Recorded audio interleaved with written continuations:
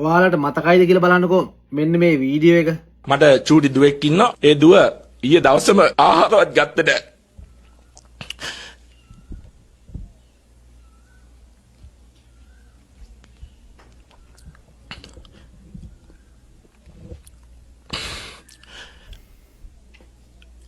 ඒ නිසා එක් හැත දේශපාලනයේ මේ දඹදෙණිය ඉවත් කිරීම සඳහා අනිවාර්යයෙන්ම මාත් එක්ක මේ රටේ බහුතර ජනතාව මේ ආසනීය ජනතාව හිට ගන්නවා කියන එක මම දන්නවා. මේ හිටපු ඇමති සාන්ත බණ්ඩාර ඒ අඬපු ඇමතිතුමාගේ පුතා තමයි මෙන්න මේ ඉන්නේ. බලන්නකෝ මේ වීඩියෝ එක ටික. මෙම මංකොල්ලේ මෙහෙවා ඇත්තේ හිටපු රාජ්‍ය අමාත්‍ය ශාන්ත බණ්ඩාර මහතාගේ පුත් අනුද සමරකෝන් බණ්ඩාර විසින් බවයි. කොල්ලකෑම සිදුවන අවස්ථාවේදී ඔහු සහ සෙසු පිරිස එම මුදල් බෙදා ගැනීම සඳහා කොළඹ තුරංගතරගපිටිය ආසන්න ප්‍රදේශයේ සිට ඇති බවත් පොලිසිය සඳහන් කළා. මේ හිටපු ඇමති සාන්ත බණ්ඩාරගේ පුතා කෝටි 2ක් මංකොල්ල කාලා මේ වෙනකොට අත්අඩංගුවට අරන් තියෙන්නේ. මේ කෝටි 2 කතාවත් කියන්නම්කෝ. ලංකාවේ හැමතැනම ස්කෑන් කෝල් එනවනේ. චීනු ඉන්දියානු පාකිස්තානු මේ හැම එකම එකතු වෙලා ස්කෑන් කෝල් කරලා අපේ රටේ මිනිස්සුන්ගේ සල්ලි විදේශ රටවල මිනිස්සුන්ගේ සල්ලි කොහොම හරි මුදල් ගන්නවා. මේ ගත්තු මුදල් වල කොටසක් තමයි මේ චීන ජාතිකයා විත්ඩ්‍රෝ කරගෙන අරන් ගිහිල්ලා තියෙන්නේ. එතකොට ඒ චීන ජාතිකයා සල්ලි විත්ඩ්‍රෝ කරගෙන අරන් එනවා කියලා තවත් චීන ජාතිකයෙක් තමයි ඇමති සාන්ත බණ්ඩාරගේ පුතාට කෝල් කරලා කියලා තියෙන්නේ. සාන්ත බණ්ඩාරගේ පුතා තමයි මේක ප්ලෑන් කරලා තියෙන්නේ. එක්තරා ව්‍යාපාරිකයෙක්ගේ මුණුපුරත් එක්ක එකතු වෙලා. ඒ දෙන්න එකතැනක ඉඳලා තව දෙන්නෙක් යව පොලිසිය විදිහට මේක අරගෙන එන්න කියලා අරගෙන ආවට පස්සේ 4 දෙනෙක් බෙදා ගන්න හිටියේ. කොහොම හරි වැඩේ වැරදුනා. පොලිසියට අහුණා. සාන්ත බණ්ඩාරගේ පුතා පොලිසියට එන්නේ නැතුව කට්ටි පැන හිටියා. ඊයේ අත්අඩංගුවට ගත්තා. දැන් මේකෙන් තවත් කාරණාවක් එළියට එනවා. අපේ රටේ චීනු ඇවිල්ලා ස්කෑන් කෝල් කළා. මිනිස්සු දුක් මහන්සියෙන් හම්බ කරගත්තු සල්ලි මංකොල්ල කනවා දැන් මාස ගාණක් ඉඳලා. මිනිස්සු මහපාට වැටලා තියෙන සිද්ධිය නිසා.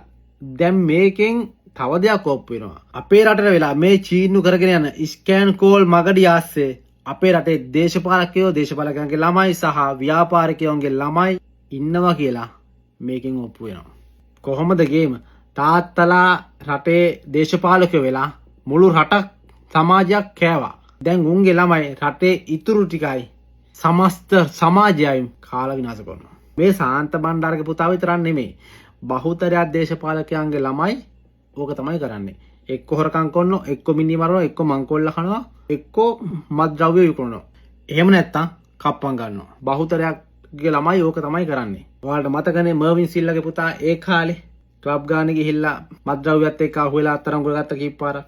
සාන්ත බණ්ඩාර ඉන්නකන් 4 පොයට සිල් අරගෙන හොරකම් කියන්නේ මොනවද කියලා දන්නේවත් නැති. සාන්ත බණ්ඩාරලා වගේ ඇමතිවරු, മന്ത്രിවරු කරේ තමන්ගේ පුතාට දෙන්න පුළුවන් උපරිම සැප සම්පත් ටික දුන්න. හොඳ ඉස්කෝලේ දාලා ඉගෙනුවා. ඊට පස්සේ උන් ආශ්‍රය කරේ ඉහළ පැලැන්තියේ උන්ගේ ළමයි DIG ලගේ පොලිස්පතිලගේ මැති ඇමතිවරුන්ගේ ළමයි ආශ්‍රය කරේ. ඒ අතරේ කුඩුකාරයන්ගේ මංකොල්ල කාරයන්ගේ මිනිමරුවන්ගේ ළමයි ආශ්‍රය කරා. තාත්තගේ දේශපාලන බලය පාවිච්චි කරලා ළමයි ඒවත් ගේම් ගැහුවා. ඒ තමයි මාර උදාහරණයක් විදිහට මර්වින් සිල්ලාගේ පුතා ගත්තේ කාලේ. සාන්ත බණ්ඩාරලා වගේ මිනිස්සුත් එසේ මෙසේ නිකන් සිල් ගත්ත මිනිස්සු නෙවෙයි. මොනොත් පුළුවන් තරම් දේශපාලනයෙන් හම්බ කරන් කාලා මඩි ගහලා කොමිස් ගහලා ඒවයින් තමයි මුන් ජීවත් වෙන්නේ. ඒ ආභාසය තමයි ළමයින්ට යන්නේ. මේක අහුණාන්දා සාන්ත බණ්ඩාරගේ පුතා ඊට ආවා මේ කතාවේ ඇතුලේ. හැබැයි මේ රොබරි එක අහුනේ නැත්තම් තව අවුරුදු ගාණක් යනකම් සාන්ත බණ්ඩාරගේ පුතා දැන් ගේම් ගහනවා. පොඩි ගණන් වලින් නෙවෙයි කෝටි ගණන් වලින්. සල්ලිත් එක්ක දුවනකොට අල්ලගත්තු කොල්ලත් දවස් 2ක් විතර යනකම් කියලා තිබුණේ නැහැ සාන්ත බණ්ඩාරගේ පුතා මේක ඇතුලේ ඉන්නවා කියලා. ඌ කියලා තිබුණේ මේක මම තනියෙන් කරේ කියලා. අන්තිම මොහොතේ ඌට කියන්න සිද්ධ වුණා. ඌ ඒක කිව්වේ නැත්තම් සාන්ත බණ්ඩාරගේ පුතා තාත්තා වගේම තාමත් මාර සිල්වන්ත ළමෙක්. මහ ජනතාව විදිහට ඔයාලා මතක තියාගන්න බහුතරයක් දේශපාලකයන්ගේ ළමයි ඔය පාරේ තමයි යන්නේ. එක්කෝ මංකොල්ල කනවා මිනි මරනවා එහෙම නැත්තම් කුඩු මත්ද්‍රව්‍ය ජාලෙත් එක්ක වෙලා ඉන්නේ. පොලිසියේ ඉහළ නිලධාරීන්ගේ ළමයිනුත් ඒ වගේ. ජනාධිපති නීතිඥයන්ගේ බහුතරයක් ළමයිනුත් ඒ වගේ තමයි. ඒක තමයි විජේදාස රාජපක්ෂ දේශපාලකයෙක් විදියට ඊට පස්සේ නීතිඥයෙක් විදියට වැඩ කරනකොට රකිත රාජපක්ෂ ලංකාවේ ආණ්ඩුවෙන් රජයෙන් අල්ලන මහා පරිමාණ මත්ද්‍රව්‍යකාර අපරාධකාරව බේර ගන්න ෆර්ම් එකක් හදලා ඒක හරහා ගිහිල්ලා කෝටි ගණන් වලින් ගණදුරු කතා කරලා උන්ගේ නඩුවලට පෙනී ඉන්නේ. සල්ලි කරන ක්‍රම මේ රට හදන්න බැරි ඔන්න ඔය කාරණා නිසා දේශපාලකයෝ දුක කියලා අඬලා වැළපිලා දසාත්තේ පොරොන්දු දීලා ඇවිල්ලා උන් කරන්න උන්ගේ අවුරුදු 5 ඇතුලේ පුළුවන් තරම් හම්බ කරගන්න එක. උන් 99%ක් ගහගෙන හොරකම් කරගෙන ඔක්කොම කරගෙන 110ක් අපේ මිනිස්සුන් දුන්නාම අපේ මිනිස්සුන් ලොකු කරගත්තේ 110. අර දේශපාලකයෝ අවුරුදු ගාණක් තිස්සේ සැප සම්පත් විඳිනේවා ළමයින්ට ගෙදර උන්ට පවුලේ උන්ට දෙන සැප සම්පත් ගැන අපේ රටේ මිනිස්සු හිතුවේ නැහැ. අපේ රටේ මිනිස්සු බඩ ලුණු කන කකා බිබි දේශපාලකයෝ රැක්ක. උන් කරේ තියන් ගියා. අන්නේ කරේ තියන් ගියපු දේශපාලන්ගේ ළමයි තමයි අද මේ විදිහට ගේම් දෙන්නේ. මේක මේ විනාශ කරන්න ඔයාලා පරණ දේශපාලකයන්ගේ පස්සේ ගිහිල්ලා හරියන්නේ නැහැ.